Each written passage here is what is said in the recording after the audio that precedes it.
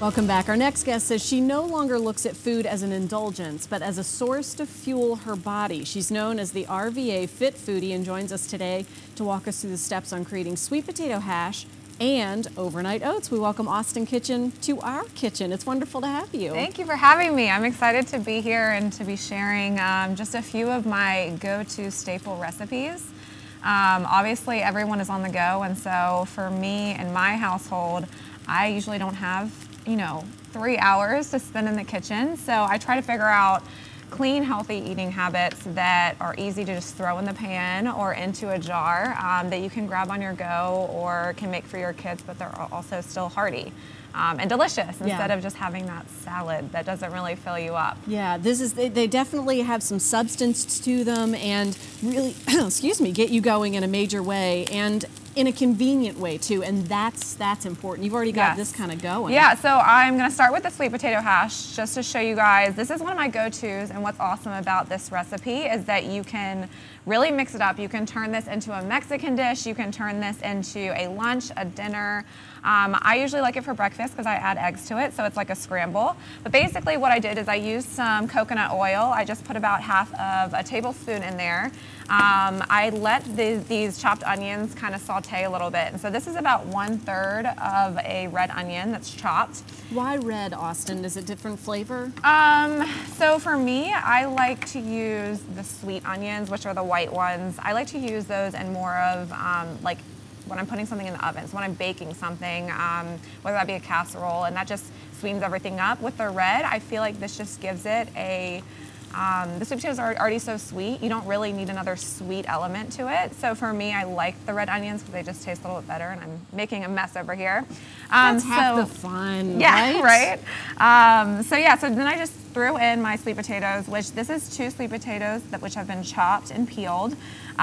What's great about this dish is I love to make this for friends and family. So you can actually, I made this on Thanksgiving, and you can put a huge pot on the skillet, and you can just go to town, and you can put 6, 7, 8 sweet potatoes in there, and it's so easy. They are pretty, I'm noticing, pretty consistent in size. Yes, and I think that's the biggest part is if you want them to be cooked quickly, you need to make sure that they're chopped a little bit smaller and not into the big chunks, because I do like to make sweet potato fries as well, and those are a little bit thicker, but those go in the oven.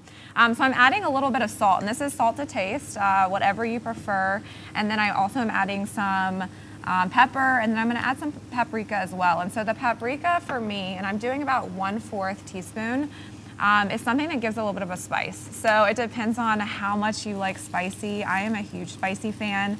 So right now this is on over medium heat, and I'm gonna let this kind of soak in all the flavors and the salt, the pepper, and the spices.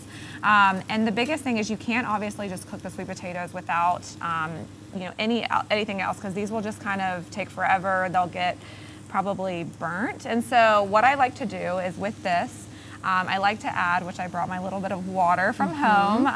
And what's great is this recipe, I think there's only about 4 or 5 ingredients. So I just add 2 tablespoons of water to it. And I, by the way, got that smell of the paprika coming up, and so this is a more savory spin. You said it's really versatile. This would be more of the savory spin. Exactly, yeah. And so what I do is I put that water in there, and that's gonna let all the sweet potatoes like soak up that goodness, and then I'm gonna cover this. So I like to cover this for about probably 6 minutes or so and then check on it.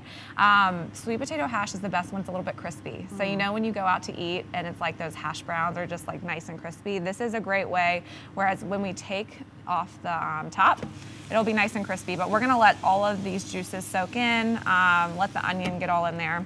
And while that is taking place, I heard you are overnight oats fan, right? Super duper. Yeah, so what is your go-to flavoring? Do you put peanut butter in there? What do you usually put in there? I put some frozen fruit in it, the oats, soy milk, sometimes cinnamon if I'm feeling like messing around with it, some ground flaxseed, and I've started putting bee pollen in it. Don't ask, but it's good.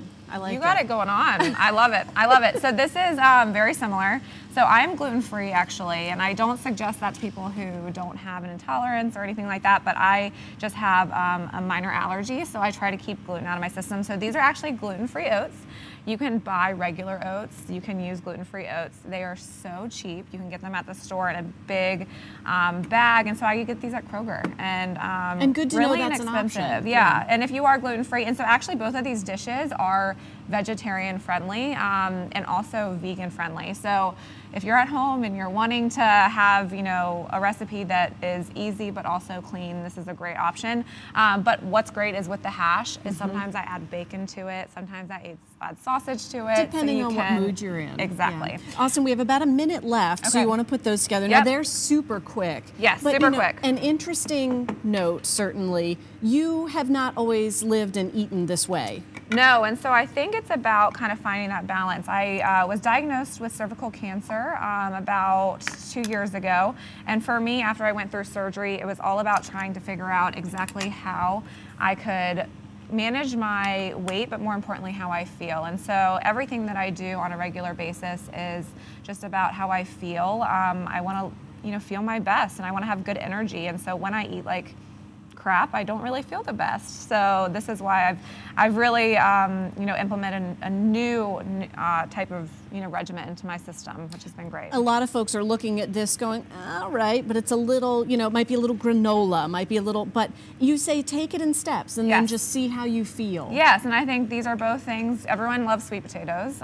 It's a great way just to implement something healthy into your diet, and I say to start simple. These are both simple recipes, which they're all on my website, so if you guys want to go on there and check them out, you can. But this is something that you can just throw into the fridge, and the next morning, like you said, it's a nice little treat for it. And so nut butter and... So I have almond butter, I have chia seeds. So these are really great for digestion, for protein. They have healthy fats in them. I have almond milk in there, some cinnamon, and then some cacao powder as well. So you got it going on. Yeah. Thank you so much, Austin. Of course.